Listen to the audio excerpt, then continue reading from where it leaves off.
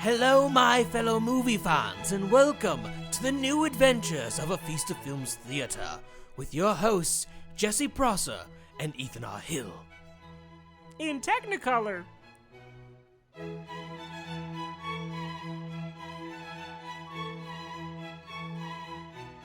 Hi, I'm Jesse Prosser, and welcome to Season 4 of A Feast of Films. My name's Ethan, and I can't see jack shit right now. That's exactly how Ethan sounds, yes. How are you doing, Jesse, you I'm fat good. piece of crap? Wow, Ethan, you've never talked to me like that before? That's a new side of you I've never seen. You know, I'm hurt because your hair is so luscious and thick. Absolutely, I have the biggest hair. Everyone says so. My hair is so thin and frail, Okay, I'm gonna die if I Just keep like- these on any longer. just like your figure. Oh, thank you. You're thin and frail, and the wind will blow you over. Of course. Give me my glasses back. Who's talking? Oh! Ethan got really cool in 2023. Absolutely. Man, my eyes hurt. Now you know how it feels to be me. That was the longest I've had your glasses on ever, and was the gag worth it? I think You so. tell us. Right now I feel like a Digimon character. Yeah, they kind of are Digimon glasses, They aren't kind of are. Well, the thing is I never wear them, though. Yeah, of course. Yeah. They're there for aesthetics. No, that's a lie. Ty wears his quite a bit. Wars his? Wears his, yeah. Yes, He wears his horses with horses and... absolutely. All right. Oh my god, I'm so fucking blinded by what you just... You were blinded by my plight? Yeah, Because dealing with my eyes being terrible is a plight because I can't see. absolutely. Blinded by the plight. Absolutely. So anyway, so yes. it's Season 4. We're back. It's 2023. It's late into 2023, as late as January gets. Absolutely, but we had some time off. We had time to collect ourselves, have some vacation time, some family time. Time of crying. Crying, there were tears, there was blood, sweat, all that stuff. Everything you could expect over the Christmas season. No, I don't think I bled at all. No, you did all your bleeding before Christmas. Internally. Internal bleeding, yes, absolutely. And then after Christmas dinner, there'd be more internal bleeding. Because you eat too much. You should go see a doctor if you're bleeding internally after eating. Listen, if my body can't stand eating 50 pierogies, and 50 pierogies At in least- one sitting? at least 50, In one sitting. yes. Coward. Okay, then. Are you also putting sour cream on this stuff? Did I? I think I did. There was a lot of Ukrainian food. No, I've never asked that. How do you prefer your pierogies? Like, when you have a plate of pierogies, what do you put on it? Pierogies. Well, like, what do you top your pierogies in? Not like I used to not put anything on them, just butter. No, that's fair. That's fair. But like as Like, soak them in in- butter like they're swimming. of course, Yeah. absolutely. But in my Explains so much but about in- both of us. but in my advanced age, I found sour cream is pretty good. Right? So Never no, done bacon bits? of course. Yep. But like real bacon bits. Yeah. Like, Like, proper like bacon cut up and small every once pieces. in a while, the crunchy bacon bits are also good. Absolutely, it's a nice little like going back to my roots. Yeah. Ever done chives? Or green onions? Usually there's some on there. They're good too, yeah. I usually avoid green onions, I'll be honest with you. Honestly, they're good. They're good on pierogies. You're allowed to feel that way, I They're suppose. good on potatoes. They're good on everything. I just like potatoes. And pierogies are basically just potatoes. It's because you are a potato, Ethan. It's true. That's why I'm wearing brown today. You're the starchiest man I've ever met. And I have several eyes. Indeed. Wait. Is that what the knots are called on potatoes? Are they- Yes, the eyes of the potato. I've never heard it referred to that way. At least I don't think so. What? That's I can't find my Switch. it's over there. Oh yes, of course. I mean, I don't own a Nintendo system. Those are for babies. Yeah, they're literally called tuber eyes. Whoa. Sounds dangerous. Yeah, like how have you never heard of the eye of the potato? I'm sure I have. It just never registered with me. Have you heard of the eye of the tiger? I mean, it's the thrill of the fight. Rising up to the challenge of our rival. Now, I don't know why I turned into Christopher Walken singing that. I mean, it wasn't so much singing as it was speaking. And the last known survivor. You know, you're going to have everyone turn this off before we even get the to what we're doing eye today. of the tiger. Why did I come back? I had an out. I had an out. Eye of the tiger. I could have walked away. I could have been like, hey, I'm done. But no, I'm back for punishment. But sadly, I don't think we're talking about Rocky 3 this year. Rocky 3, The Quest for Peace? Absolutely. No, Rocky 4 is The Quest for Peace. No, Rocky 4 is defeating communism. Exactly, it's The Quest for Peace. That's suggesting that communism is antagonistic. What? We at Afista Films do not align with any specific political parties or ideologies or anything, as a disclaimer. Are you saying we agree with all political parties? We at Afista Films hate all politics, except... I can get behind that, yeah. We at Afista Films believe all politics are stupid. We at Afista Film are anarchists? We at Afista Films are libertarian anarchists. Speak for yourself. I am a bald guy going to the gym, so, like, I feel like I have a stereotype I need to live up to. And if you follow that stereotype, you can find a new place to live. And that is the last episode of Afista Films. That's why we don't talk politics on the show. Absolutely. But you know what we do talk about, Ethan? Movies. We do? Yes. We haven't yet. It's in our title. It's like 20 minutes into the new episode. Not even, probably. I mean, we briefly talked about Rocky 3 and 4. Those aren't movies. We'll come back to this. Anyway. Those aren't real. No Rocky film exists after Rocky 1. I was going to say 5, and I'm like, that's not true. Balboa is a delightful film. It's not a Rocky film, it's Balboa. It's Rocky Balboa. I thought that was one of the Isn't that one of the Anaconda films?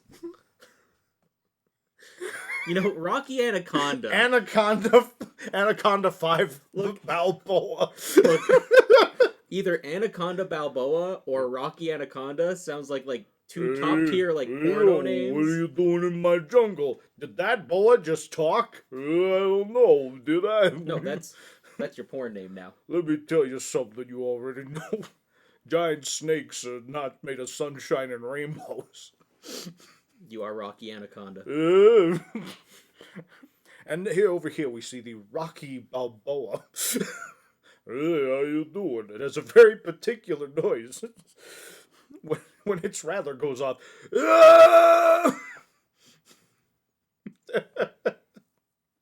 You know, anacondas and boa constrictors don't have rattlers at all. The right? Rocky Balboa does. No, it doesn't. The Rocky. Listen, Can't it's a fictional snake. It can have whatever tail it wants. Not when it's classified as a boa. It's also got what are those? The cobra flaps, obviously. Cobra flaps. Well, the head of a cobra that's wider. It's got one of those.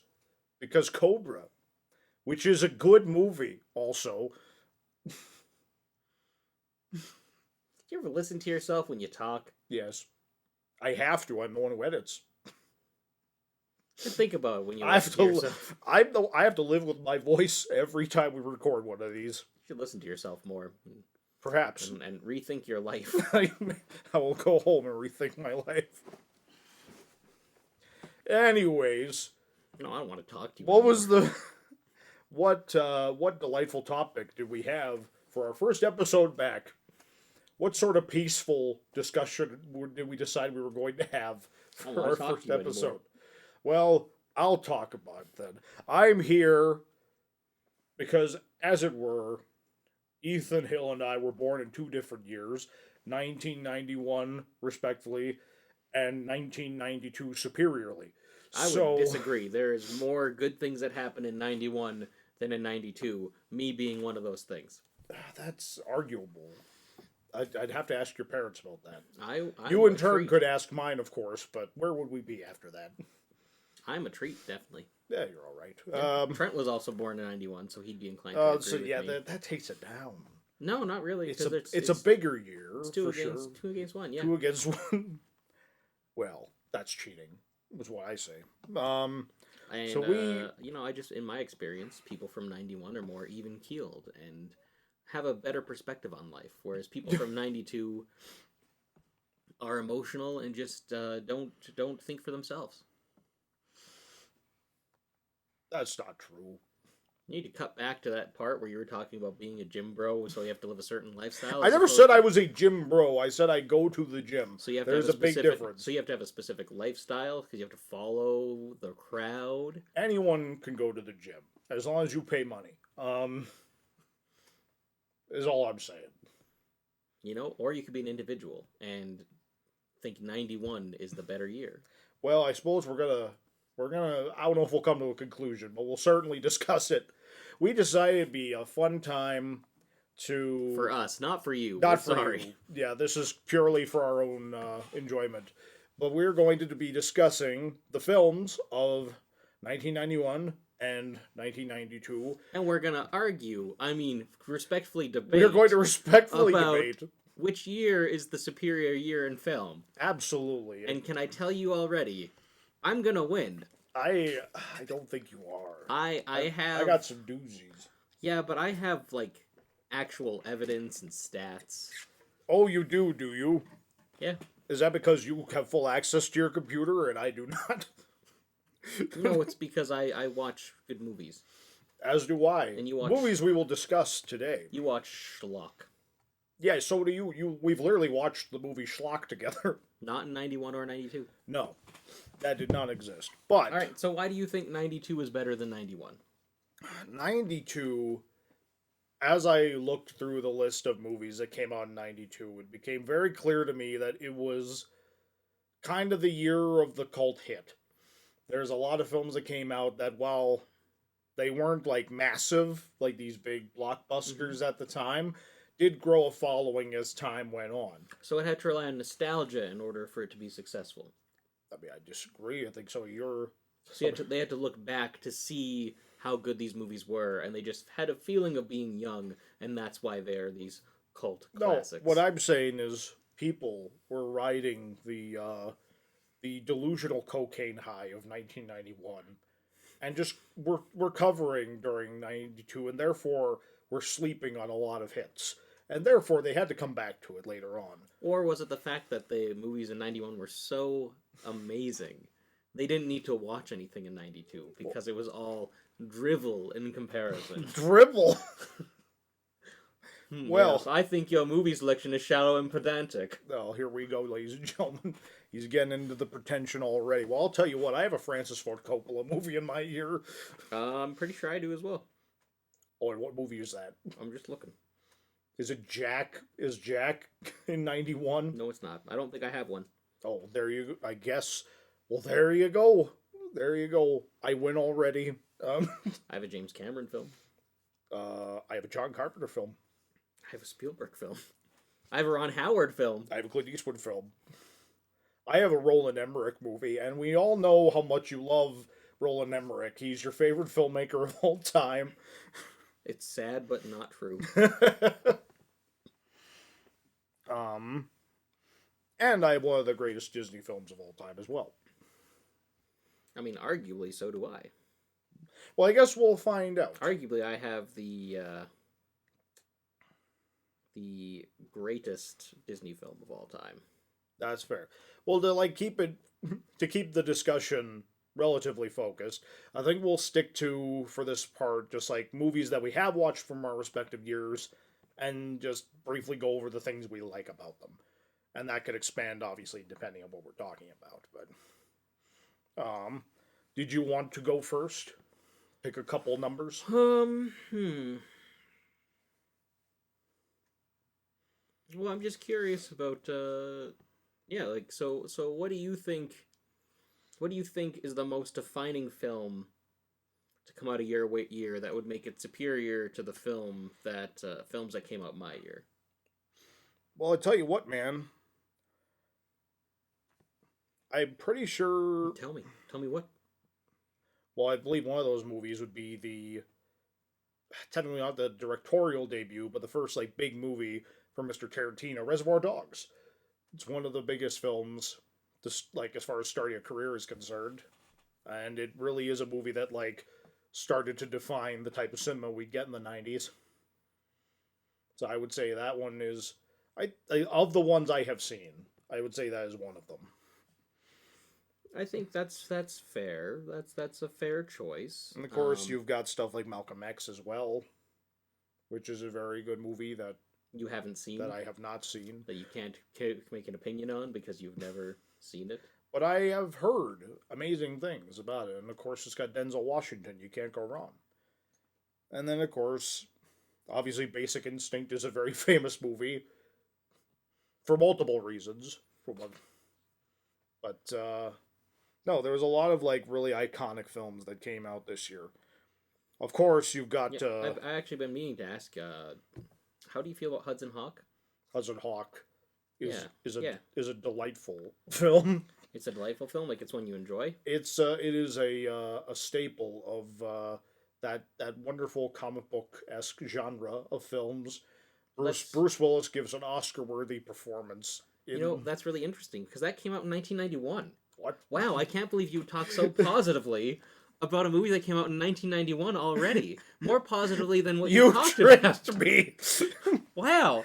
So I could have sworn Hudson Hawk. 1991? God damn it, I forgot Hudson Hawk came out in 91. You tricked me. This is Aliens all over again. You monster. But I tell you what movie did come out in 92, though, was fantastic. Uh-huh. Unforgiven. It's okay. Just okay. It is the swan song of the Western genre. The swan song of Clint Eastwood within the Western genre. I would disagree, because I think there have been some really good Westerns that came out post Unforgiven.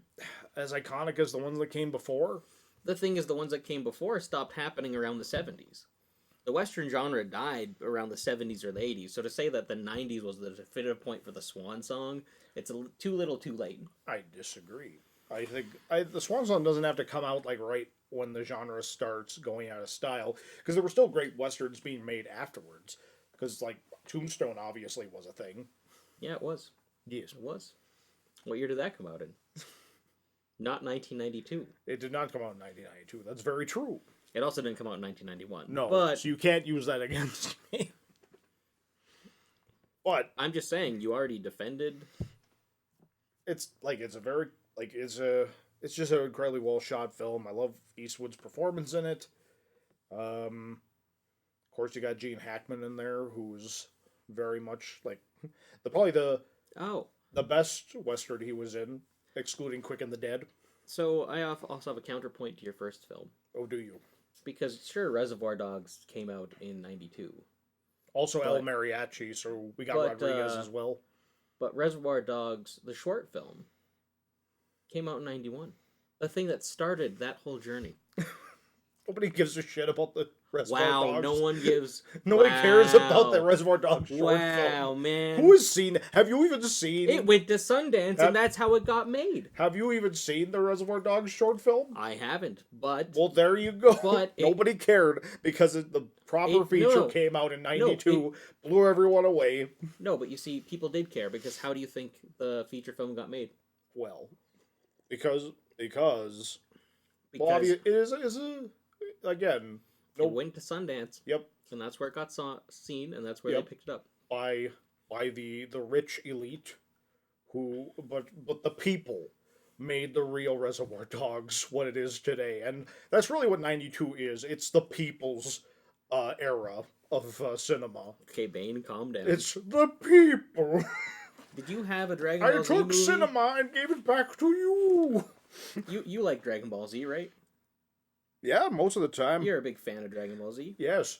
And how do you feel about Dragon Ball Z Lord Slug? It is a pretty solid movie. That also came out in 1991. Yes, it did. I also, in my year, got Super Android 13 and Return of Cooler, so I got double the Dragon Ball that you got, buddy. Good counterpoint. Yeah, that's what I thought. Because they were just cranking those things out.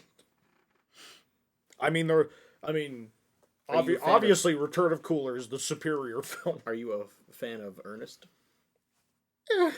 Because he gets scared stupid in 91. Ernest is okay, But you know, Yeah, no, I feel the same way. like, I right? feel the same- Like, I never got into Ernest. There was like I liked Ernest Goes to Jail. I think it was. Apparently that's the one I need to see. Is Ernest Goes to Jail? I'm sure Gets Scared Stupid is also fun, but like, yeah, I never. My friends were really into Ernest, and I just never got into it. I'm sorry. No, yeah, like we only saw like one or two of the films. Otherwise, it wasn't really like. But you want to know what one of the greatest defining comedies of the '90s was that came out in '92? That wasn't an Ernest movie. What's that? That would be Wayne's World, party time, excellent. I mean, yeah, you Yeah, get Wayne's one of the World. greatest comedies of all time. Yep, 92. 92, when Bohemian Rhapsody exploded in popularity once again. Brought it back from the grave, as it were.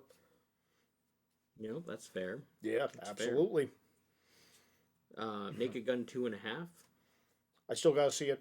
Love the first one. I'm sure the second one's okay. All right. Well, I'm tired of messing around now. I'm tired of pretending that 92 has a chance of standing up to 91. Oh, what do you have up your sleeve? Well, first Even and though I know foremost, exactly what you have up your sleeve. I have two of the greatest action movies of all time that you purposefully sat me down and made sure I'd seen both. Even though I'd seen one of them before I met you, you made sure that I had seen both of these films. That's interesting. And that is Point Break. And you love Point Break. It's okay. It's okay. I do think it's okay. I think it's mediocre. It's an okay movie. I've seen better in '92. I'm sure. But have you seen anything better than Terminator 2? Terminator 2. What a mediocre ripoff of a much better movie. Don't you have a Terminator 2 t-shirt? Mediocre film. Don't you have a Terminator mug? Oh, what a terrible idea for a sequel. Don't you have a Terminator VHS box set? That's just in the other room? I don't know what you're talking about, Ethan. Jesse Prosser, aren't you one of the biggest fans of the Terminator 2 era? Of the Terminator 2? Yeah. Yeah. Listen, Terminator 2 is it's like covering a song that was already perfect and just like tracing over it with crayon. It's like, why would you even bother? James then Cameron? let's hear about your Terminator movie that came out in '92. Well, I don't have one. Yep, because it came out the year that it was meant to. I do, in however, 91. have a movie that blows anything James Cameron's done out of the water and improved upon his work, Alien 3, which is the definitive end of the Alien franchise, by the way. Okay, so in your top 10 of 1992, is Alien 3 your top movie? Well, no, there's so many great movies that came out. So, I know you were just disparaging Mr. James Cameron, but if I remember correctly, in our talks the last couple days, and you can check this on Letterboxd, people.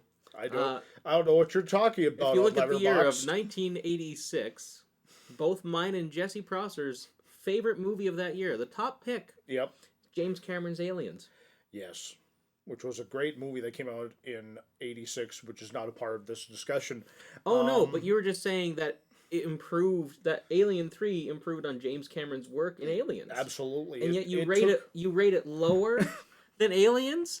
I think that I think you're lying about how you feel about Terminator 2 and how you feel about Alien 3. You know what else came out in '92 was You're changing the subject now. was Batman Returns, a wonderful follow-up to the classic Batman film. You got amazing performances from Michelle Pfeiffer and Danny DeVito. Mm-hmm. It's a Christmas movie. Everyone loves Christmas, mostly. But you know what it doesn't have? What doesn't it have? Americana. Americana. And you know what does have Americana in 1991? What does it have? The Rocketeer. Oh, yes. And we both love The Rocketeer. It's a precursor to what Captain a- America. He fights Nazis. You have evil Timothy Dalton. Oh, what a mediocre propaganda film that is. Like, I don't think it's mediocre or I've propaganda. never- I think just trying to make America look good.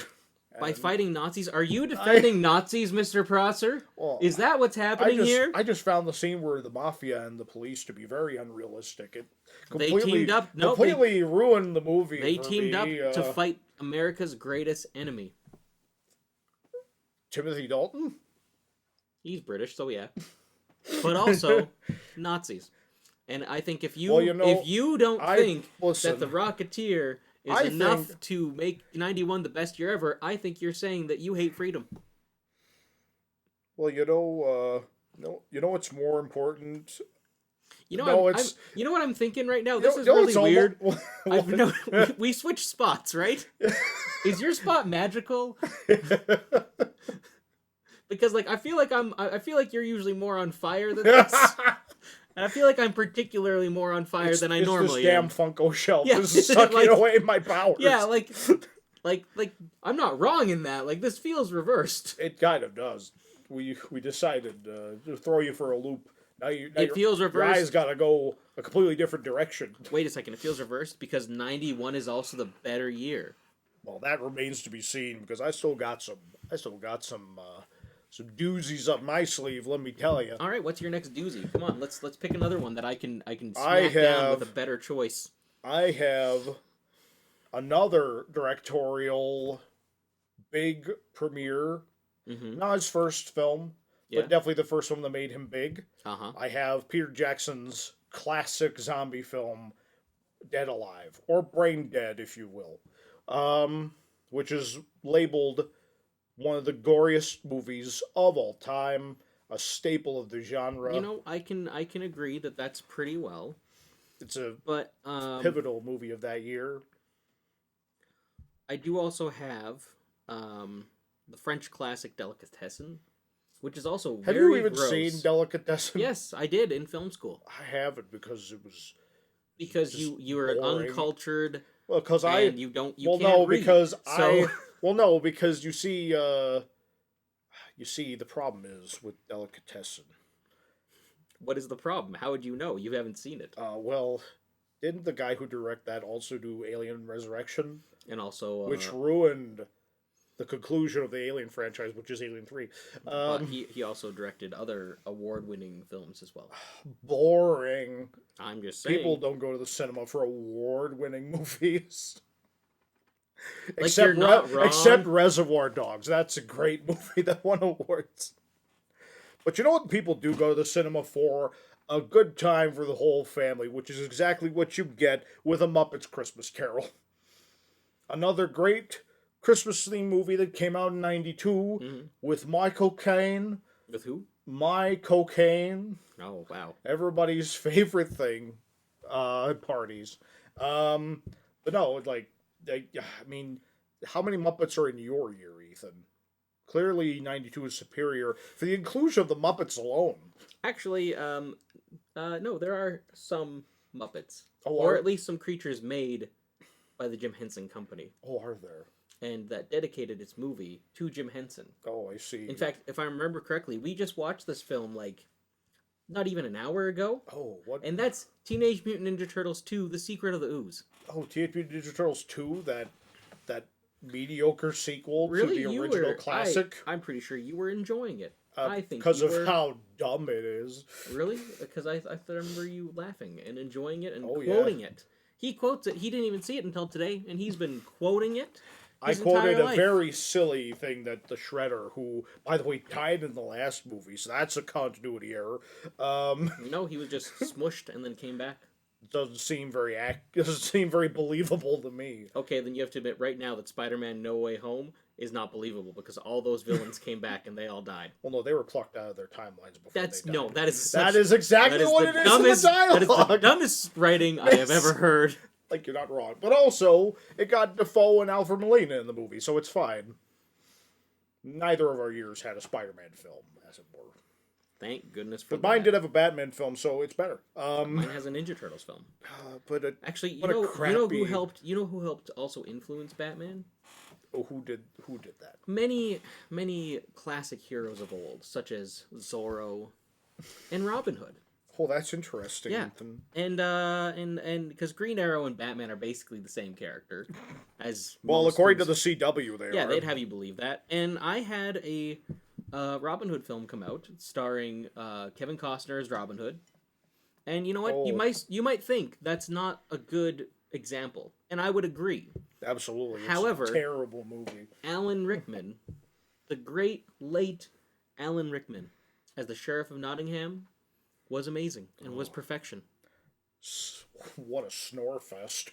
Have you ever seen it? Yes, I have, actually. Did you like it? Oh, it was okay. Are you lying Alan about Rickman is the best part of the movie, but everything else is just complete snore fest.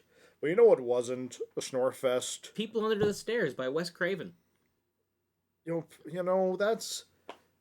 That movie is just so unbelievable. Barbarian the Kimmel this year is a much better movie than People Under the Stairs. See, now I hope, audience, that you are noticing my opponent here has to lie in order to win this argument. Whereas Ethan, everything I've said has been ingrained in Ethan, nothing but truth. I have spoken nothing but the truth today, and the truth is that your year in cinema does not include anything from Rutger Hauer, where mine does. It's the classic sci-fi detective monster murder mystery Split Second. Have you seen Split Second? No, I haven't. It's one of the greatest movies of all time. How could you not have seen it? That's fair. If you're looking for a good time, Split Second, starring Rutger Hauer, it's a delight. Don't let the kids watch it though. It's very bloody. You know what your kids could watch though? Home Alone 2, another Christmas themed movie. See, it's a Christmassy year for cinema in my book. And that's a decent East Coast movie, but East Coast movie. Yeah, it's in New York. Yeah. And I'm a West Coast boy. You're a West Coast. I'm a West Coast boy. And you know what? You know who else went west in 1991? Who? A little mouse named Fievel. Oh, Fievel. A little mouse named Fievel went to the West, and he won the West. He freed the West from the tyranny of those evil cats. Oh, really? Yes. Is that what happened? Have you never seen Fievel Goes West? I have, and you know what? It was great. Dom DeLuise. It's a decent point, but you know who did a much better job of saving people from a terrifying group of villains with fangs? Rockadoodle. No. Which also came out in 1991. You're gonna use Rockadoodle in your argument? Yes, I am, because it's another Don Bluth. Don Bluth made two iconic films. That movie is ridiculous. But I'm not wrong. Rockadoodle saved so many people. Did he? Yeah, more than Blade, who was what you were gonna say. No, I was gonna say Buffy the Vampire Slayer, you sexist. Yeah, that's fair. Buffy the Vampire Slayer, the movie. No one talks about the movie. If it wasn't for the movie, you wouldn't have the show. And it is that fact? Do you know that? It's iconic. Do you know that we wouldn't have the show without the movie? Seems to be that Ethan hates women, and that's why he's disparaging. I don't, because I have fried green tomatoes on my list. Oh, that's very interesting. Have you seen fried green tomatoes? I can't say I have, Ethan. Have you ever heard the song "Goodbye Earl" by the Dixie Chicks? No, I have not. Wow, who hates women now? Well, Fried Green Tomatoes is a classic about two women best friends who support each other and lift each other up through hard times throughout their life. Well, I'll tell you who doesn't hate women.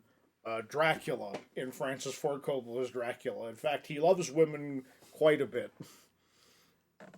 I don't think that's the example you want to go with. But speaking of Dracula, Francis Ford Coppola's Dracula is arguably one of the greatest adaptation of that story to ever hit cinemas. You have amazing cast with Gary Oldman, you got Anthony Hopkins, you have Keanu Reeves giving a very convincing British accent. On a serious note, I'll circle back to what you're saying. I got to circle back to the strong women movies. Yes, of course. Because you brought that up as an example. Yep. Also, Thelma and Louise was in 1991. Which I've heard is a really solid movie. And that nobody watched. I haven't seen it yet. Yeah. I own it. I haven't seen it. Neither have I, sadly. It's on my list. But also... In all seriousness. Yep. My favorite movie of 1991, one of the best masterpieces ever, The Silence of the Lambs. Oh, wow. And arguably, Or as people would say, the less superior sequel to Manhunter. what? I'm just saying, Brian Cox clearly is the superior Hannibal Lecter. No, but it's not a sequel to Manhunter. It started as a sequel to Manhunter, and then Then it's its own thing. Because then they remade Manhunter. as Red Dragon, Yeah. which, like, So only one of these has been remade.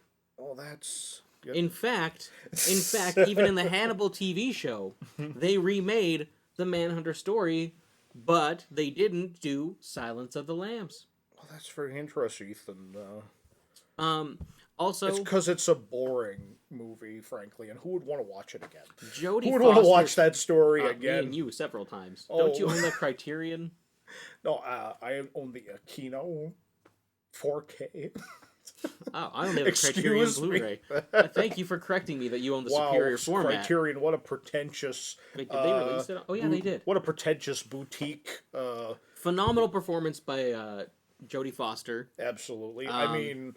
Cinematography is amazing. And And genuinely speaking, as someone who, as a film that has people that get eaten by other people as well, I think it does a better job than Francis Ford Coppola's Dracula. and I disagree. You've got amazing in-camera techniques that are from like the early days of cinema. Yeah, I know. Silence of Amazing. the Lambs did have No, that. no, not Silence of the Lambs, Dracula, and you have amazing practical effect creatures. Yeah, Silence of the and Lambs did have that. brilliant performances and scripts. And, Silence of the Lambs also had that. a movie should be on Criterion. Is Dracula, But it's not. and it would improve its. But it's not, its and clout. yet Silence of the Lambs is. Because it's easier, it's cheaper to produce. Clearly, because everyone's doing it. But I'm, you know what, Ethan? Since you're such a Disney guy, Yes. the only movie I got in my ear is the classic film Aladdin Really? with the late great Robin Williams. And Ethan, tell me how much you hate Robin Williams. I mean, I don't hate him so much that Oh, Hook. so what you're saying No, no. is 92 is the better year because Robin Williams is in a movie. Oh, that's Well, very actually, interesting, Ethan. But it's interesting you should mention that because Rob Williams is in a movie this year as well, Oh, what movie is that? and that's the classic Hook about a Peter Pan Steven that's grown Spielberg's worst movie, up. Steven Spielberg's who masterpiece. he hates with a passion. What a No, he- and how unoriginal a Peter Pan sequel. Wow, That's pretty original. Have they you- did it much better in Hook, or no, not Hook. Oh, they did No, it better in Hook. No, in Oh, man! the cinematic Oh classic. man, No, Hook would is you- the best. Ethan, you need to let me talk. No, but you just said Hook is great. No, the movie Pan It's a which prequel. is just a It's much a- better version. But it's a of, prequel. with Hugh Jackman. You're talking about clearly a sequel. superior to Dustin Hoffman in every way. Audience, you agree that he's floundering, right? And speaking of floundering, Oh, no. you know what came out in 1991 from Disney? What did? Not The Little Mermaid. That was 89. Oh, But obviously. the more superior, and I can admit this, Aladdin I really enjoy as a film. It has its problems, though, It certainly does. especially in 2023. I It has mean, its problems. Aladdin has no problems whatsoever. It's But the better film, as much as I love Aladdin, the better film came out in 91, and that is Beauty and the Beast. the Beast. That is a classic movie. The animation is amazing. In fact, I remember going to see it with you in theaters in 3D, and we both were astounded You know, by what the 3D technology could do with a 2D movie. but you know that movie came out in 3D way later, so you can't include that. Oh no, it came out in 3D, but when it came out in all I could think while watching Beauty and the Beast was, this would be much better in live action. And it's like, oh, this is. I mean, you're right. And they released I'm pretty sure, a Tony-winning Broadway musical about Beauty and the Beast. That's been going on, and schools played it. Like, they did that for years. Like, Beauty and the Beast is a classic. Tale as old as time. Song as old as rhyme. Beauty and the Beast. Well, if it's so good, then why'd they remake it, Ethan? Because they're remaking everything. But you know what movie is so great they didn't have to remake it? They remade Aladdin. Was Candyman. No, they technically kind of did. It's all sequels. No. Why? Because you can't touch a classic. The Amazing performances from Virginia Madsen and Tony Todd. one of Clive Barker's best adaptations, in my opinion. The new A brilliant the new Philip Glass score. I believe the new Candyman is considered a reboot and a sequel. It's a sequel for sure, But also a reboot. because it has such a great cornerstone for that franchise that they could not include the original. Sorry, 1 second. I just found a movie here that I need to add to my list. Which one's that? Is it a movie from '92? No, it's a movie from '91 that I haven't seen, starring Robin Williams again. It's called The Fisher King. Oh. And I've had it recommended to me time and time again. Well, so how good could his performances be if he has split his attention between two films? Clearly, Aladdin's the better movie. He was able to really go for it and do whatever he wanted. You're saying there was nothing else he was in '91 or '92? I really... Seems like someone didn't do their research. I've done plenty of research, you monster. Because you see, there is... it escapes me at this time, Ethan. It escapes me at this time, but what doesn't escape me, though, is the fact that My Cousin Vinny came out in '92. That's actually a phenomenal movie. Which is a movie that I know you love. It is. It's that great. I have not seen. It's but great. I've been told it's very good. Yeah, it is. So there's that, as well as another fantastic ensemble film, A Few Good Men. Never seen it. Fantastic. Actually, it is a really good movie. All kidding around aside. One of Jack Nicholson's best. Easily one of Tom Cruise's best as well. Just great dialogue in that one. Oh, crap, I forgot. Does your year have a John Landis movie? No, but... Because I have the delightful Innocent Blood, which is an underviewed vampire film from that. Who's one of your favorite actors again? Well, I have many favorite actors, Ethan. Yeah, but he works with your favorite director a lot. He's been in many of your favorite films. In fact, your favorite film of all time. Yes, Ethan. That I believe would be Kurt Russell. Yeah, and he was in a movie this year. Mm-hmm. A little film called Backdraft, directed by Ron Howard, one of the best directors to ever exist. Backdraft? Was it a movie about farts? Well, kind of backdrafts would be like the farts of buildings that are on fire. Yeah, kind of. But phenomenal movie, really well done. I didn't see it until very recently, and I enjoyed every minute. It is a good movie. It's a great movie with terrible direct-to-video sequels. But what movie didn't have terrible? It only has one. I'm pretty sure. I think it has two. No, there's only Backdraft and Backdraft 2. I think. Oh no, they're remaking Backdraft. That's what it is. That's fair. But it doesn't have terrible direct-to-video sequels that came out in '92. A little movie, the definitive end of the Evil Dead trilogy, one of the greatest horror franchises of all time, if I do say so myself. Army of Darkness came out in '92. To show all the primitive screwheads. Do you say the conclusion of that franchise? No, of the trilogy. Because obviously Ash vs. Evil Dead is a separate thing. I mean, I have the conclusion of Nightmare on Elm Street, which is clearly the superior franchise. If you want to bring up Freddy's Dead in this discussion as a positive thing, Freddy's Dead is so bad. It's hilarious. Man, that's the one with Super Freddy, right? I think so. Yep, where he goes in the comic book and all that jazz, and then there's him with the power glove. But you can talk. Oh, what classic film! You can Freddy's Dead. You can talk about the screwheads and all that jazz, and about how it completed that. I have a film in this roster that forever changed the face of a franchise. And has arguably made it the lifelong, strong franchise that it is now. What would that be? So much so that there's a top-rated Netflix series based off this franchise. And what would that be? That would be The Addams Family. The Addams Family. The Addams Family movie came out in 1991, and it shaped so many young lives. It inspired so many people. And what did Army of Darkness do? Army of Darkness. It encouraged gun use. What? Against the undead, which you should do.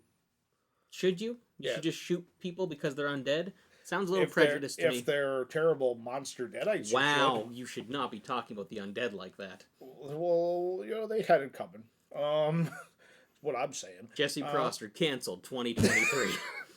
No, Army of Darkness is just an absolutely hilarious film, and not as good as Evil Dead 2, though. Incredibly iconic. No, Evil Dead 2 is perfection. But it Army of Darkness, 91. But Army of Darkness is close. It's close to perfection. It's so good. There's 3 cuts of it. They're so good.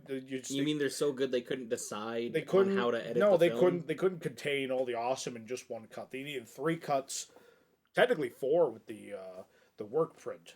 Because you got multiple ways to watch Army of Darkness. It's fantastic. It's a fantastic film. Awful. With Bruce Campbell, one of the greatest actors of our time in that film. Playing 2 roles, showing his range. I think it's time for closing arguments. I suppose it is. So why do you think your year, after looking at the evidence, looking at the example, and hearing your terrible arguments, why is 92 better than 91? Well, all I'm going to say is, people in 1991 just fell asleep at the theater. And when they woke up in 1992, they had a great time with some fantastic genre pictures and some delightful performances and ensemble pieces. And for years to come, these movies would become staples of their respective genres. And just certain things that never been touched again. We peaked. I would say cinema peaked in 1992 for multiple reasons. And 91 was simply the prologue to greater things. And you could take that to the bank. I also have the greatest Steven Seagal film of all time in my year. Do you really want to use Steven Seagal? No, but I'll use Van Damme and Dolph Lundgren. Universal Soldier came out in my year as well. And that's my closing argument. Find a better action film. Also, I have a Lethal Weapon movie as well. That's the punctuation. Lethal Weapon 3, Joe Pesci. I think to counter, if people did sleep through 1991, they woke up in 1992, and they had this to say.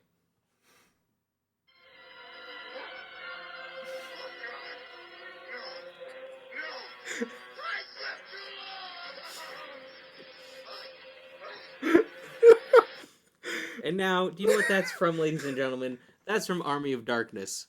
Army of Darkness knew that people slept too long in the theaters to wake up to find it there. Which cut is that from? Do you even know? That's from the director's cut. Oh, good, I'm glad. That's from the cut that... From the superior cut of Army of Darkness. Because I believe the superior cut's missing the superior line delivery. That's one thing it didn't do as well. But that's what I'm saying. Ruined the whole movie. Listen, that movie would have... The director's cut would have imploded with Awesome if that line was in there as well. They had to... You had your closing arguments. They had to remove it. You had your closing arguments. Okay. Ladies and gentlemen, please feel free to comment down below. Who won, 1991 or 1992? Absolutely. You know what you need to do. Absolutely. Well then. Do you have a question of the day? Oh my god, do I? So I guess... I mean, I have one. It's, so what is your favorite year of movies, and why is it 1991? Well, Ethan, that's a pretty interesting question, oddly specific. Could I go for maybe something a little more broader and something a little more positive to close things out? What would you say your favorite 3 films of 1992 are? And I will answer my 3 favorite films of 1991. So we can... You know, I was thinking the same thing of, like, what's your top film of 91? So we can, have a bit of back and forth and show that we, in fact, do like each other's years to a certain extent. And undo all of his arguments. Oh, my arguments. My superior debating skills, you would say. Well... Do you want to go first, or do you want to go second? Because I got my list already. Well, see, folks, Ethan's on his computer and could easily just go to things, whereas mine is a little more. I have to. Sounds like an I gotta. I gotta excuse. scroll through my phone to find stuff. All right, I will go first because my number 3 pick would definitely be Silence of the Lambs. So you agree with my number 1 pick of that year. So you do think Silence of the Lambs is great. All joking aside, Silence of the Lambs is a really great movie. It's a phenomenal movie. It's like Anthony Hopkins is so freaking good, and Jodie Foster is phenomenal. Friggin' Ted Levine as Buffalo Bill haunts my nightmares and also makes me laugh. It puts lotion in the basket. It puts lotion in the basket. It's actually hilarious. Like, so the hilarious thing is my number 3 film from '92 lines up exactly with like what we were debating. Yep. Because my favorite film of '92 is Dracula. What's nice is we have these listed already and rated. You can find us on Letterboxd. Find us on Letterboxd. Yeah, we have a new thing to plug because we just Why like not? we like making lists of our top movies to get out of doing actual work. Absolutely. Find some delightful recommendations and just have a good time. We've been having a lot of fun going through our years, and like there have been some years where there's like a lot of crossover, and other years where it's been like 1 or 2 movies, and then everything else is completely different. Like and it seems like the further back we go, the more divisive our lists tend to be, which is really funny. But yeah, no, like, man, Francis Ford Coppola's Dracula is so good. It's so delightful. Like again, like Bela Lugosi is always going to be like the most iconic version of Dracula for multiple reasons. But I think Gary Oldman just has like the best overall performance, and there's just so much included in that film. Well, it's like half the time I forget that it is Gary Oldman. Like, and like that movie is so good that like you forgive Keanu Reeves's accent in the film. I know where the bastard sleeps. Carfax Abbey. Well, I have seen many strange things. Wolves chasing me through blue fire. It's so good. I had a brief moment of panic that my list was somehow wrong because I'm like looking at the one on here, and it is actually, it's weird because it's slightly different. Like it has not fully updated, perhaps. Yeah, but it's like the first 3 are good. It's the ones after that which are just don't line up exactly. Interesting. My second favorite movie of 1991, it's got to be Beauty and the Beast. It's... So you admit. Beauty and the Beast is a phenomenal movie. It's one of the best, like, it's probably the best animated movie of all time, and just, like, it's, like, amazing performances, the songs are great. Exactly, like, to me, it falls under that category of perfect movie. It has my favorite Disney villain in any of the movies. Gaston is just such Is that why you're going to the gym, is to become Gaston? Well, you know, now that I'm grown, I do in fact eat 5 dozen eggs. But I was already the size of a barge. With so the recent egg crisis, it's been kind of a pain in the butt. 100%. But you know what? It's okay. It's, I was already roughly the size of a barge before. Now I'm just a more structurally sound barge. It's true. But yeah, no. Great movie. Love it. My second favorite film of '92 is Reservoir Dogs. It's my favorite Tarantino film. As you've told me many times. And yeah, like it's a tight, thrilling film. It's mostly one location. Yeah, and it's like I don't have much to say about it. It's phenomenal. It very much speaks to itself. Yes. I'll be honest, I did not know it was based on a short film. I did not know. Read a book. I did not know he did a short film in advance of it, so I might have to look that up. And then my number 1 movie of 1991 that hurt me so much to say those awful things about it was Terminator 2, which is one of the best sequels of all time. It's the golden standard of what a sequel should be. And, of course, ruined that entire franchise afterwards because they just kept trying to do Terminator 2 again. Except for Terminator Salvation, which I'd love to talk about at some point. I actually really like that film. That's fair. But Terminator 2, like, Robert Patrick as the T-1000 is just so intimidating. Linda Hamilton's jacked as hell and giving a great performance. Edward Furlong's voice just keeps cracking. I like that's a selling feature for you. She's jacked. She's jacked. Absolutely. No, she fantastic film. Like a lot of people it is arguably an ensemble film, but to me, it's her movie. Well, and even then over the holidays, I was it came on the TV, and I was just you know what, this is a good movie. This is a solid flick. Well, it's just some of the best action sequences, like the truck and motorcycle chase. 100% is so badass. Some continuity errors in there. But... Oh, of course, yes. The window's gone. Now it's back. Now it's gone. Now it's back. Now it's. Well, and when Arnold goes over the ravine, the motorcycle, it's very clearly a really puffed up you could it's clearly a mask on some other guy, but not the mask. Yeah.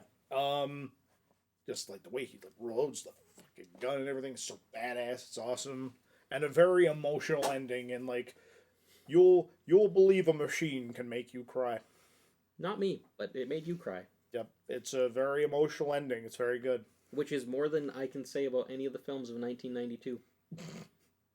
Just saying, none of them made me cry. Beauty and the Beast didn't make you cry. Beauty and the Beast, Beauty and the Beast is 91. Right, yeah, sorry. It's so good I just assumed it was 92. No, my top film for 92 is Aladdin, which I can still admit is not as good as Beauty and the Beast.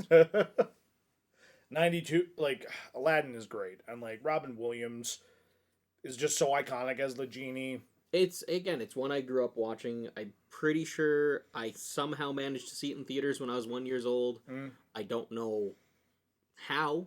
Yeah. But I have very vivid memories of that. But, and Disney was always a staple in my house. Yeah. And so that's where, you even called me out on it a bit. But if you go and look through my lists, a lot of times the Disney movies that came out that year easily made it into my top 10, if not being into my top 1 or 3 slots. Right. So it's almost impossible to specifically for me to ignore a Disney film coming out. 100%. Make plenty jokes about it, but especially Disney in the 90s was making some really great flicks. The Renaissance, if you will. Renaissance. So yeah. No, I would say that was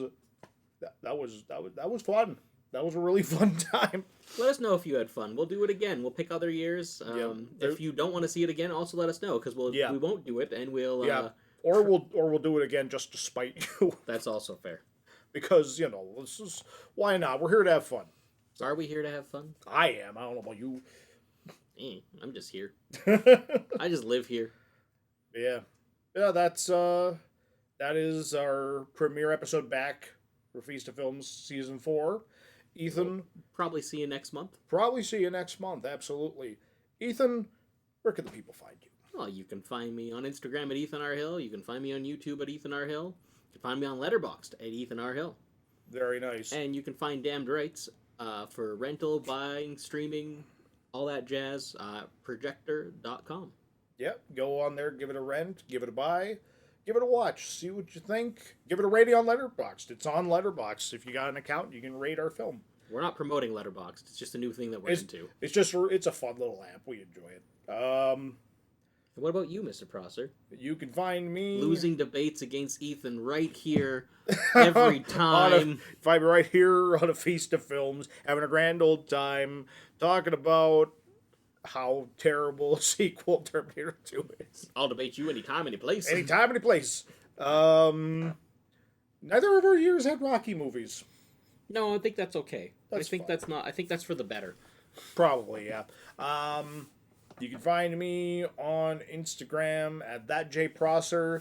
You can find me on Letterboxd at just Jesse Pro, because I like to keep my names inconsistent, apparently. And then you can find me on YouTube under Jesse Prosser. I got some stuff on there that you guys can watch. And, of course, what he said about Damned Rights as well. I'll just reiterate that. So, hope you guys had a good time. We'll probably see you next month. And let us know who won. Absolutely. And let us know what your favorite year in film is. Let us know in the comments, your favorite year, or favorite movie from the year that you were born. Let us know. That sounds like we're fishing for information. What? I thought about that. Actually, I thought about yeah, asking for that and was like, I'm like, that sounds like. And leave your credit card numbers in the comments below. We'll accept social insurance numbers through our inbox. All that jazz. Alrighty. Have a good night, everybody. Bye.